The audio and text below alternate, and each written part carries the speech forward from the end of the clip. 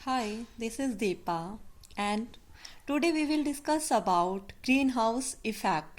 What is greenhouse effect? You have any idea about greenhouse effect? Actually ये बहुत ही important topic है जो हमारे इन्वायरमेंटल बॉटनी के अंदर आता है।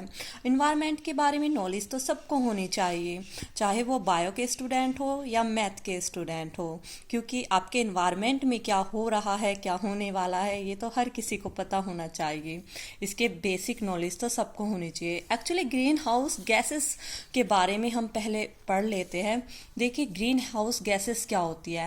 एक्चुअली ये गैसेस हमारे इन्वायरमेंट में प्रेजेंट होती है जो डिफरेंट फैक्टर्स की वजह से मौजूद होती है, जिसमें सबसे ज़्यादा 60% रोल CO2 गैस प्ले करती है। CO2 कार्बन डाइऑक्साइड हमारी वजह से होता है। हम लोग क्या करते हैं, ऑक्सीजन कंज्यूम करते हैं इन्वायरमेंट से और बदले में CO2 देते हैं, तो ये हमारी वजह से बढ़ रही है गैसेस।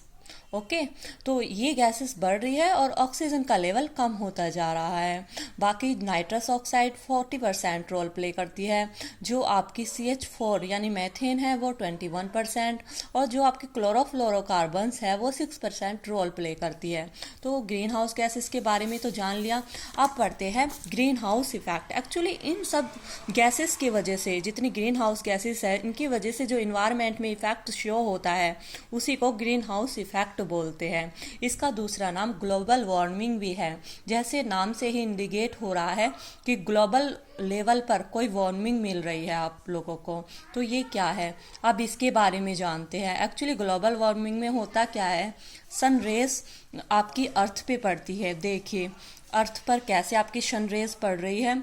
ये सनरेज कुछ तो रिफ्लेक्टेड हो जाती है और कुछ एब्जॉर्ब हो जाती है। एब्जॉर्ब क्यों होती है, इन ग्रीन हाउस गैसेस के बढ़ने की वजह से ही ये सनलाइट एब्जॉर्ब हो जाती है in the form of heat.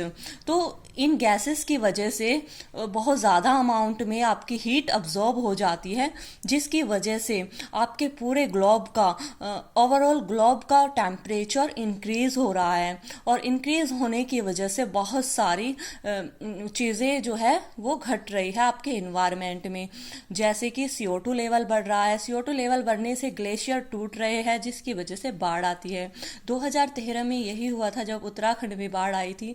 वहाँ पे CO2 का लेवल बढ़ा था, जिसकी वजह से ग्लेशियर पिघलने की बजाय टूट गए थे और उसी की वजह से वहाँ पे बाढ़ आई थी। उसका मेन रीज़न यही था। तो ये सब आपको जानना ज़रूरी था। I hope